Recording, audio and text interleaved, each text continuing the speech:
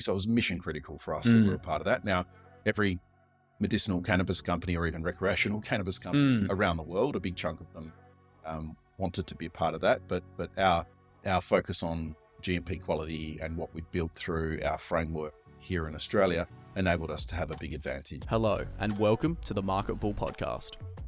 Please note, topics and stocks discussed in this podcast are not financial or investment advice.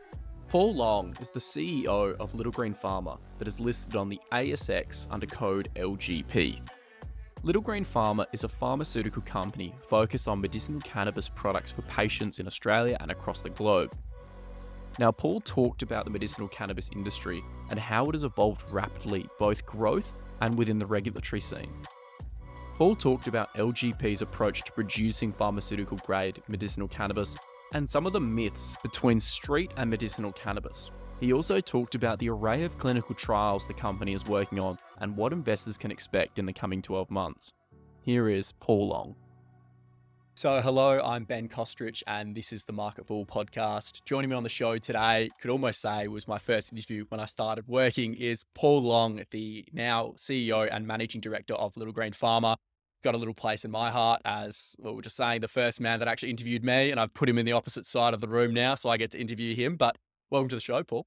Thanks, Ben. Slight correction, CEO, but not Managing Director. Apologies, just No CEO. And I mean, you've been a part of the company for an extended period of time, really since the origins or the birth of it. But I mean, your story in leading up to it, and I have, I guess, parts of it littered in my brain from knowing you for so many years. But what is your story of getting into the health tech and healthcare industry? And as we know, GreenPharma is in the pharmaceutical space. But yeah, what is your story? Yes. Been at GreenPharma now for 5.5 years, almost 6 years. So obviously in the Chief Operations Officer role up until just recently. But my main history before that was in enterprise health and workplace health. So I was a co-founder and CEO of a company that in that workplace health industry, and we grew to be the largest in Australia and New Zealand. And we sold that business to Sanitarium, as in Weet-Bix, a few years before I started at GreenPharma. So I had a background in that sort of enterprise health and health industry. And then when the medical cannabis regime looked to open up, there was obviously an opportunity to jump on board and get involved. Yeah, because the medicinal cannabis space,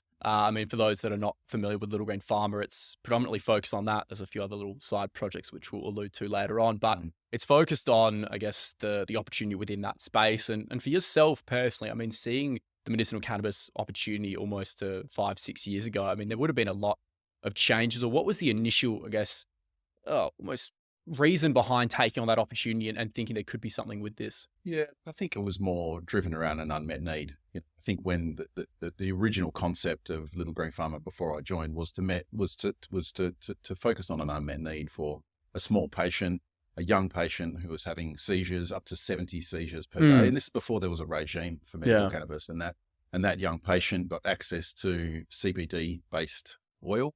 And when that small patient was consuming the oil, the seizures were gone, and the life-changing impact that had on not only the patient, but the family and everyone around that family. And that opportunity to meet an unmet need, and as there was an emerging opportunity and seeing what was happening around the world, for me, that was an incredible opportunity, not only on the commercial side, but really on the element of really helping people. And most of these people, it's a medication that is a last resort. So they've tried everything. They've tried consistent medication out there, hasn't worked. And so they've eventually looked at medicinal cannabis as ultimately a last resort. So helping patients in that stage of life is incredibly rewarding. So it's been a great journey. And I mean, the medicinal cannabis landscape, arguably, you'd say the origins is all over in its backdated history. My dad, Dr. Joe Kostrich, he's talked about this at length, and I've sort of been accustomed to a lot of the content that he's talked about. But from the application now in the modern world, you could say, has really trickled from differing partners, either Canada or different groups that have started using it and implementing it for, like you say, healthcare and relieving of pain as a last resort. But I mean, for those that are not familiar with what GreenPharma is, if it's the first time hearing about it, I mean, how do you describe what the company is? Yeah, look, the history, as I gave a small history to the company earlier, but GreenPharma got the third license to cultivate and manufacture back in, I think it was 2017. And that was a huge step. And as a company, our absolute focus was around bringing Australia's first locally grown product to market. And that was critical. And the reason why that was critical was to ensure that we had those conversations with those early prescribers inside a new emerging industry. So we successfully achieved that in August of 2018. And then we made some really interesting decisions as a company. We sat back and the board at the time decided that the decision around, for example, pricing would be patient-centric. And so at that time, there was a few Canadian products on the market. And as I recall, in a $400 to $500 range for 1 month supply of cannabis oil. And we came out at $250, like less than half the price of the market at the time. Now, we could have taken the opportunity to take bigger margin in the market, but we felt it was important to build trust. And at the end of the day, look through this industry from a patient size. And access was difficult, but pricing was a massive limitation for access to patients, particularly those vulnerable patients. So for us, that was critical. And it's still the lens we look through the business today. So being the first to market was really important for us, and a locally grown product, and really building our trust in our brand. And for us, that we still sit here today as a very, very trusted brand inside the medicinal framework here in Australia, but also into mainly the European markets, which is a big part of our focus. Yeah, well, and I think that's where I've got to pull myself out of, I guess, my history of knowing a lot of what the company has done and achieved, and almost, again, it's origin stories. But when you're talking about the opportunities within Europe and arguably as well Australia, I mean, the current landscape for medicinal cannabis, I can imagine, has been, well, it's got its ups and downs, but you could almost say from the underlying, people like yourself are going to know exactly what the numbers and the demand is. So for those that there's a lot to dissect with it, but what are you seeing evolve in the medicinal cannabis market? Yeah, I mean, funnily enough, the data is not easy to find out because it's an unregistered medicine, but the best access to data is through Freedom of Information requests. So the last one that I saw was for the first 6 months of 2023, so January to June 2023, and looking at the authorized prescriber status. So there was 300,000 scripts written from authorized prescribers in that period of time. So extrapolated out with growth, we're talking 600,000 or 700,000 new patients this year being given a script from an authorized prescriber. So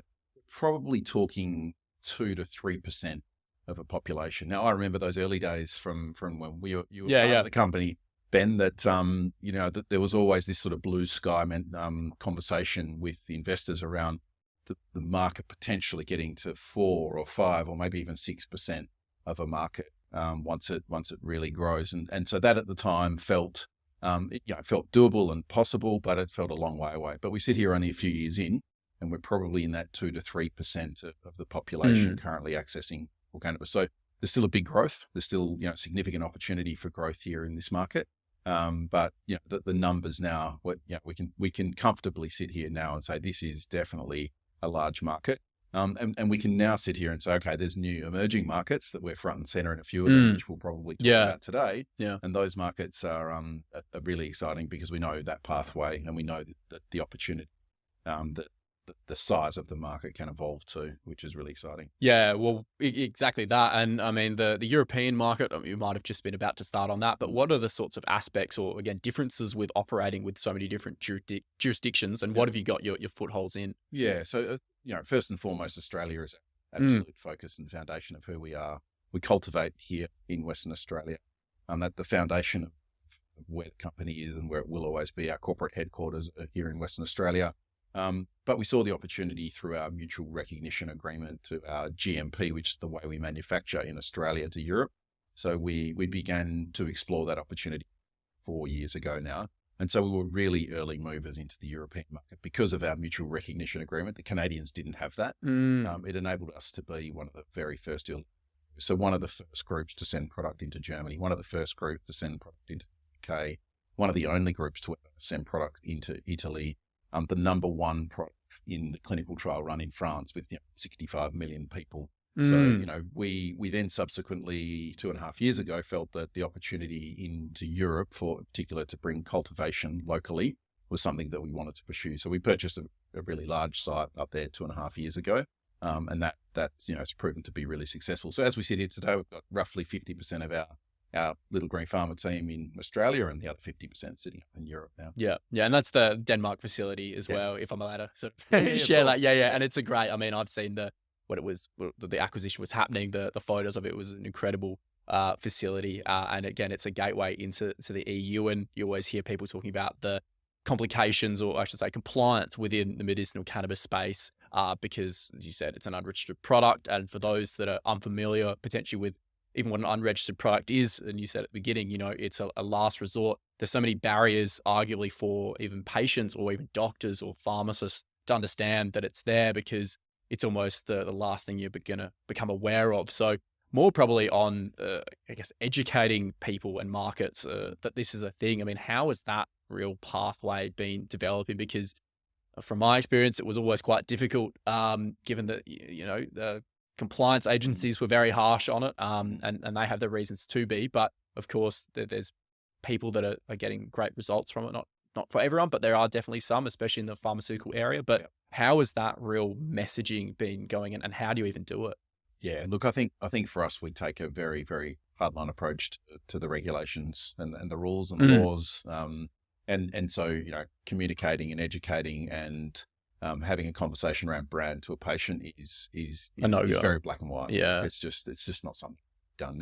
Now, it's not saying it doesn't happen, but, we're a listed company with, and, it's really important that we build a trusted reputation to all our stakeholders, investors being a big part of that.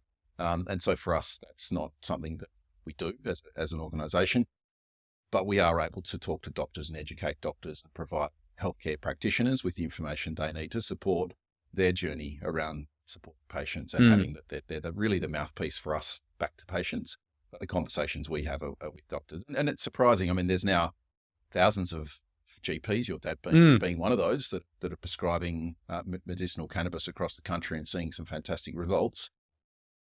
But it's really quite common that we'll find new GPs that never heard of it, or heard of it, but didn't really know it was quite legal yet, or didn't know how to access it for their patients, and so there's still a lot of work to be done at a beginner's style level. So we provide a whole range of education now for doctors, whether beginners or whether they're more advanced, looking to a variety of techniques and products and things like that. So that is really our core focus, is doctors and the healthcare practitioners. And it's been one of those, I guess, quick onset. And I can recall just from watching Canada and the adoption of cannabis or medicinal cannabis was almost patient driven. And you can see that model almost emerging across the world, that patients or people, I should say, at the end of that, are doing their own research and seeing this and want access to it. Yeah. And they're almost driving a lot of the conversation. But it's amazing that, yes, doctors are still potentially unaware of that they can do it, and then you've got to apply that to all the different jurisdictions that you're working in. So, I mean, you're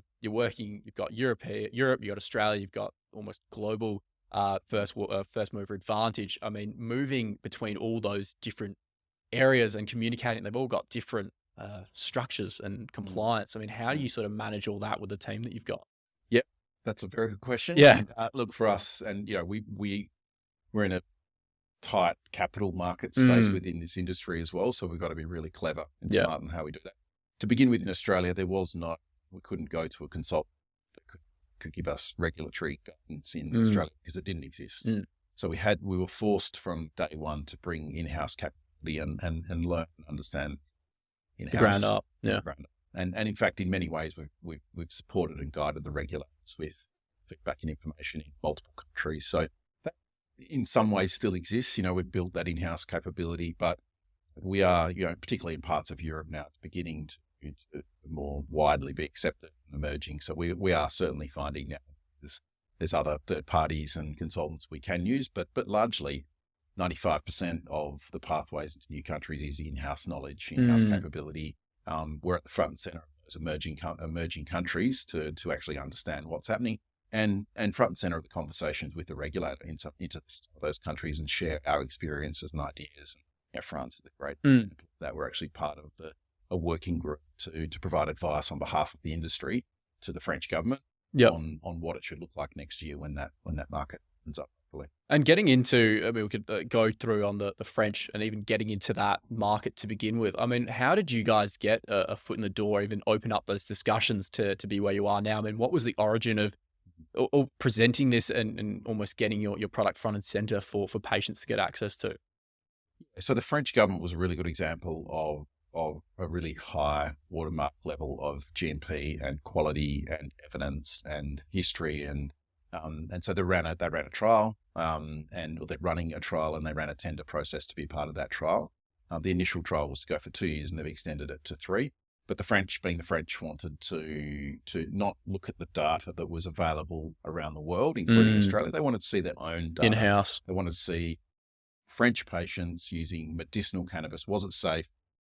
And was it easy to transport and ship and manage within the framework of their country? So, like we know in Australia, we wanted to be the first to market here because those early prescribing doctors are those that really, they become the key opinion leaders and drive the industry. So it was mission critical for us that we were a part of that. Now, every medicinal cannabis company or even recreational cannabis company around the world, a big chunk of them wanted to be a part of that. But our focus on GMP quality and what we built through our framework here in Australia enabled us to have a big advantage. So we were lucky enough to be successful, and we now represent 70 to 80% of the total market into that trial. And, there's 65 people, as I mentioned, in France. Yeah. And we know the percentages we were talking about before, that over time there will be significant opportunity into that market. And we have a great first mover advantage. And you mentioned there's a few points that I'll dissect, but I think initially with trials and research, and you said it from the outset that it's almost a new field. It's been used for hundreds of years, but arguably the acceptance of it has been very much negative. At least that's how it probably was about 10 years ago. And it's really done a pendulum swim where there's a lot of accessibility or acceptance of it. But from a clinical trial point of view and just doing research, and we can talk about the Quest initiative as well. There's a lot of research and development that you guys are doing. So can you highlight a bit of the programs or why you're focusing on doing that, and where you can see the general benefit for people at the end of the day? Yeah, I think, we do invest in R&D, but it must be smart investment. I think there's a lot of R&D work done, particularly in this space. And you look at the Schedule 3, the down scheduling of CBD down to Schedule 3. There's a number of companies that have invested in that space. What does that mean going forward, just quickly? So several years ago now, maybe 18 months ago, the TGA down scheduled CBD as one element of medicinal cannabis from a Schedule 4, which is a restricted product that needed to get special access for patients, down to a Schedule 3. And that Schedule 3 means that it could eventually be available over the counter in a pharmacy without the need for a doctor's script. Yeah. Now, to do that, you must provide, or you must conduct a placebo-controlled phase 3 clinical trial to prove efficacy of the drug. Now, the problem is the framework in which they set up was a very low dose CBD. So it was really risky. So it was sort of touch and go whether you invest millions of dollars into R&D of investor money to hopefully be the first product on the shelf in pharmacy, or whether you think it was sub-therapeutic and therefore not able to produce the results that you need to get efficacy and therefore registration as Schedule 3 and therefore be on the shelf. Yeah. So we did some work in that space, but we decided to hold back, and a number of companies have invested in that R&D, and we've already seen a few of those clinical trials fail, unfortunately. Yeah. I think it's very tough. Yeah. It is tough at that dosage, unfortunately. Absolutely. Yeah. But look, for us, we need to be smart about our R&D investment. So we've done, one of the big things that we've focused on is providing product into third-party clinical trials where we have access to the data and potential future upside, but it doesn't come with $1 price tags that some of these clinical trials can come with. So we're doing trials in a HIV viral suppression trial in France. We're doing a breast cancer side effect relief of symptoms in France. We're doing a children with advanced cancer clinical trial in Queensland. We're doing a symptom relief for adults with fibromyalgia in New South Wales. And in Australia, we've invested heavily into the Quest initiative, which is a real world quality of life study, and originally with the University of Sydney, and more recently we've launched Quest 2 with University over here. But that has been amazing at capturing real world evidence. So we've had in Quest 1 with the University of Sydney, we had 2,300 patients access the study, and we captured their quality of life over a 12-month period. And after the 3-month period, we saw phenomenal results across multiple conditions to the point where we decided to publish those results. And in fact, just a few weeks ago, published those results in a world-class journal. So that type of information has been, we can utilize to our benefit to go back and talk to the existing healthcare practitioners and doctors, but also new doctors, to show them there is the data. And here it is, and it really is helping people. And a big sample group like that. In addition, and the benefit of Quest was, because it's real world, these were real patients, and patients had access to the product at a subsidized price. So we were able to co-invest in R&D, grow the market and grow the Little Green Pharma brand within the same pathway. And I think another point that's quite important is, I mean, for a lot of patients, at least in Australia, as we said, the illusion is that it was quite expensive, and it sort of eliminated a few people getting access to it. But I know that there's been a bit of support either from government institutions or HIF as you're partnered with. So, I mean, looking at those sort of strategic opportunities, why were they sort of considered and pursued to, I guess, add to the utility of what Little Green Pharma has been doing? Yeah, I mean, affordability has been absolutely key from day one. Firstly, it was access. Secondly, it was affordability as the market opened up. So it was critical that we found pathways to think again through the lens of a patient around how we can help patients with affordability. Now, look, our view was, let's not reinvent the wheel. The price has been set for hundreds of years. The price will be the price in what was the black market. And we felt that whilst the products that we produce are very, very different to a black market product, ultimately there's a big percentage of Australians before this was legalized that were accessing cannabis illegally, but for their own self-prescribed reasons. And so they had a price that they were prepared to pay, set on the market. So we always felt that that's where the price point would get to. And we've seen that now. We can see now that is where the medicinal price sits.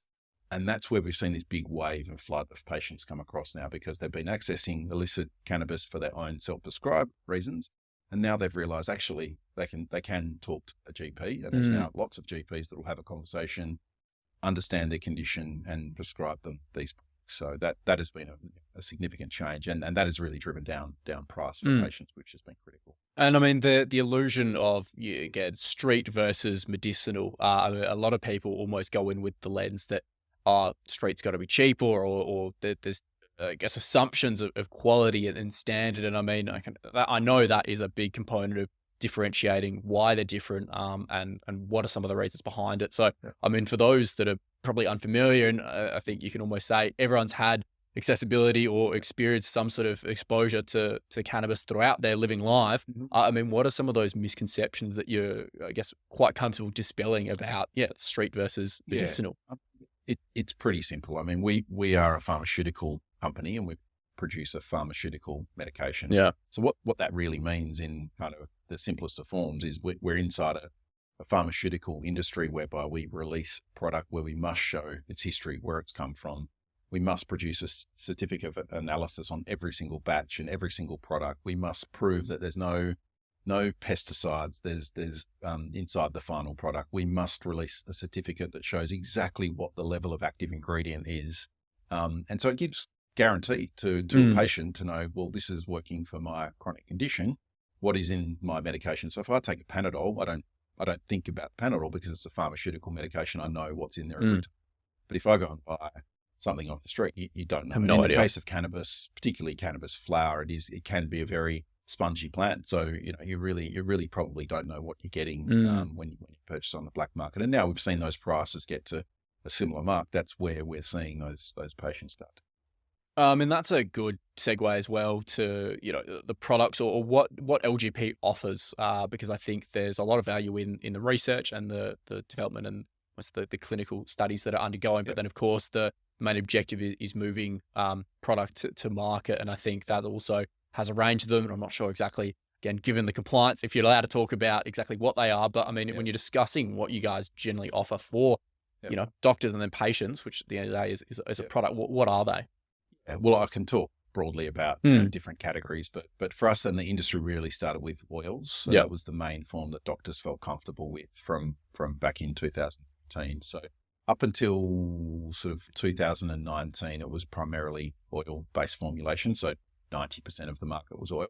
As we sit here today, since mid-2019, there's been this real trend of patients coming across to access the medicinal pathway as prices, as we spoke about. And that has had a big trend on what the products look like. So as we sit here today, it's probably closer to 60 to 70% of the market being flower-based medications, so cannabis flower. Oil still makes up probably 20% of that market. And there's new formulations coming out that are more accessible, more discreet for patients, things like vape carts, those types of products, edible style products. And we see, and for us, a lot of our investment in R&D is on a pathway for drug delivery technologies. We work with a number of universities on drug delivery technology that we think will provide better access to the human body for the medication. So for us, it's a big investment on the medical side of R&D. But yeah, we are seeing a whole range of formulations that are not too dissimilar to what you see in other parts of the world. Canada, isn't it? Yeah. And I mean, if we're going from the, I guess, investment lens now, it goes without saying, I think it's been quite tough for markets, period. And I know medicinal cannabis or cannabis stocks, at least in the US, had emphatic rises, and a lot of them have come off some of the, I guess, overexcitement. But I think it's been quite tough for a lot of cannabis players, and the market's really been, well, I guess, looking to stand out and almost minimize, and the real players emerge. So from that point of view, and when you're shedding to, I guess, investors what the real key takeaways are from what Little Green Pharma offers, I mean, what do you say to investors? Yeah, look, I think across the board, investor confidence in this sector is probably, fair to say, at an all-time low. Yeah. But I think the message is the market is there. It's not a real blue sky in this industry. Like I said before, there's 2-3% of Australians accessing it. We know that's going to be pushing the 5 to 6%. And we look at the new markets and total market opportunity in some of these countries for the right brands in the right position. And it's significant, and we can compare those to other industries and see the size of the market, and choosing the right companies that are the most trusted, that are doing the right things and building their brand inside that market would be key for investors. But, key takeaways for us is, as we sit here today, there's an absolute focus on break even, and we're close and we're heading that way. And that's absolutely, the focus for the company is that we get to a position where we are cash flow break even, which enables us to really fund our own growth. And that's been critical for a period of time. But as a company, we've, if you look at our history of our revenue, we've almost doubled year on year. So we continue to follow the growth of the industry. And really then in 2024, the big things to watch out for us would be in Australia, it's really the launch and the growth of Quest 2 and how we really grow our patient base here in Australia. In Europe, it's France will open up. So the current trial finishes up at the end of March next year. There will be a framework over there begin to open up. In Poland, there's only 6 companies with products in the market because the bar of quality standards to meet their dossier submission, which is what you need, which takes you a number of years, is very, very high. So only those with true pharmaceutical experience can jump through those hoops. So for us, that'll be key next year. We'll ship our first product to Poland in the next couple of months, getting very, very close after a number of years. So that's exciting. Germany, we've got a 30-ton site in Denmark, just 2.5 hours from the border. And Germany is moving towards an adult use market, a recreational market. So that most of the sort of predictions in the industry on the back of the delisting of narcotic in Germany, it means that now that there's access to drive, it means that doctors can do telehealth, all these sort of things around that framework. As it transitions, most people are predicting between a 200%, 10 times increase of volume demand next year. That having big site, 30 tons sitting 2.5 hours from the border, we think is a huge opportunity for us next year and beyond. I think there'll be, this industry is very competitive as well. So there'll be this current market, we see it as an opportunity. There'll be some consolidation opportunities that make sense for us next year. So we'll obviously be looking at that. And for us, it's growth through partnership is a bit of a mantra for us at the moment, both here in Australia and into Europe. So we think we've built an amazing foundation here. We've built a very, very trusted brand in Australia and in Europe. And we think, we're at the point now, and the industry is at the point where there's significant opportunity. It's not the blue sky of 2017 and 18. It's real meaningful businesses that have a focus on the real commercials, not just the big sky, big blue sky. And I mean, building out this, again, there's a timeline, and it's this culmination almost of timing that it's all sort of switching. And I speak with a lot of companies that are in the lithium space, and, the EV almost adoption has happened simultaneously, but everyone gets focused on that. They forget about all the other sectors of the market that have got also great timing that's happening, more so from just governments and legislation just almost accepting or allowing better access for people at the end of the day. But I mean, from your entire time, 5 to 6 years, there's been countless changes within the sector. I mean, have you do you anticipate that continuously occurring? And I can imagine there's other jurisdictions that you're looking at sort of tapping into. You might not be able to disclose all of them, but I mean, how big does the potential cannabis market start sprawling? And I mean, I guess an alternative thing would be, given that it's pharmaceutical based, there's definitely the need for that. But I mean, the devil's advocate, they're always saying, oh, well, what if there's rec? If countries start going down the recreational pathway, what does that have an impact on? So when you're sort of contemplating those ideas and I guess impacts or ramifications of it, I mean, what are some of the, I guess, reality checks with that coming into discussion? I'll address the medicinal versus rec component to that question, but I think that's an interesting one. It's both a threat and an opportunity as we see it. Yeah. You know, certainly our core focus of the markets that have the highest water quality, because that is what we deliver and that's what we bring, is a pharmaceutical grade medicine. So it's absolutely where we focus on. But yes, you know, you'd probably have your head in the sand if you didn't think the world was moving towards that market eventually, although most politicians will say that's probably not the case. But, you know, which companies are best positioned to capitalize on those opportunities? I mean, we sit across the whole supply chain. So we know how to cultivate, we know how to produce, we know how to produce final finished product flour, which is, you know, the highest of quality standards, because that's what our patient and doctors are demanding. So you know, whilst it's a threat there'll be increased competition, the opportunity being it's a much bigger opportunity, and Little GreenPharma and those others that do sit across the whole supply chain will have a great opportunity to be the key players in that space. Yeah, no, I've just seen it again. My time briefly watching flour as a particular product grow was just exponential. And, you know, I think there's this real adoption of just some of these medications, or I shouldn't say cannabis, that's been used for hundreds of years. And there's almost been this light bulb moment of just, we want it. But I can imagine alongside you, there's a fair few other people helping you, or currently helping you, or you've been there surrounded by, I know Fleeta Solomon has been paramount to it. And I was meaning to also speak with her, and it was that sort of, well, I can't speak with two, but I'll start with you and I'll probably get her back on in the future. But I mean, who else has been a part of the, I guess, getting to LGP to where it is now?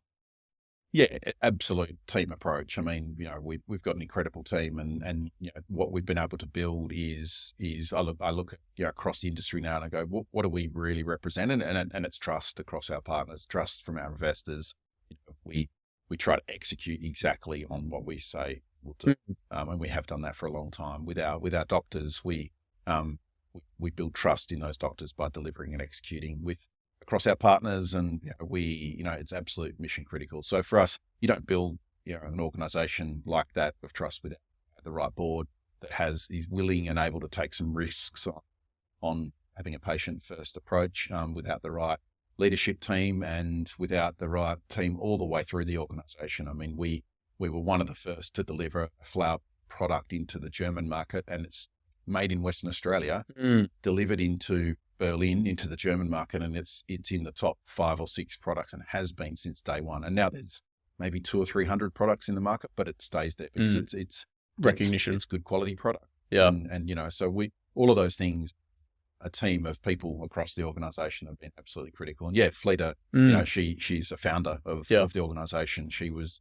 the one that was involved in that first conversation with that patient back in the day to think about how we could, you know, look at this opportunity and meet the unmet need, and then make that application and raise the capital needed to deliver the brand we are today. So yeah, she's been absolutely instrumental, but the whole organization has played their role. And I think, I mean, now, like looking at it, there's a lot of people that are probably going either from an investment point of view, but even, you know of someone that is looking at, I didn't know potentially medicinal cannabis was legal, for one. I mean, for listeners that are potentially looking at all aspects of what we talked about today, I mean, where can they go? I mean, as I said, I know a fair bit of where they can go, but what else can people access? Because they might go down the rabbit hole of, this is my first time learning about medicinal cannabis in Australia. Where can I go to get information and contact Little GreenPharma?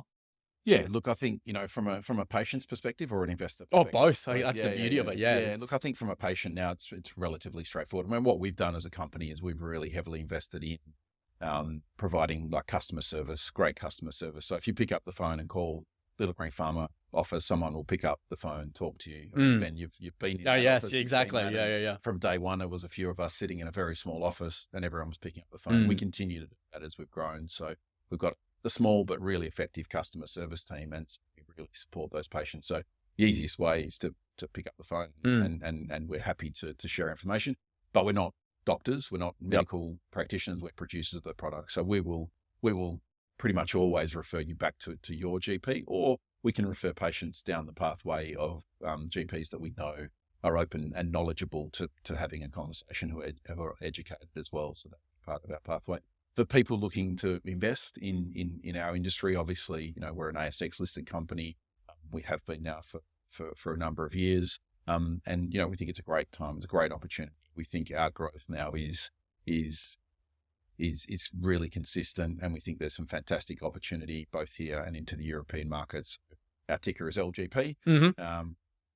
Find us wherever you're buying your stocks. Yeah. Well, and that's what I mean. When you go down the medicinal cannabis rabbit hole, I know the website is a great resource, and there's plenty of content on there, but there's all the social pages as well. ASX announcements has always got updates trickling through, and I'm sure you'll be in your, again, new current role, still continuing to grind, as I was saying, but you'll be popping up and appearing on more things and more announcements. But thank you, Paul, for taking the time to speak with me on the show today. And I'm wishing you luck, and I'll be keeping a close eye on it because, as I said, I've always known the company, but it's great to be able to speak with you on this level on the show. Thanks, man. Thanks for listening to the Market Bull podcast. If you enjoyed it, please make sure to like and subscribe. You can follow the Market Bull on our socials at Twitter and LinkedIn by searching The Market Bull. You can also subscribe to our newsletter on the website by visiting www.themarketbull.com.au.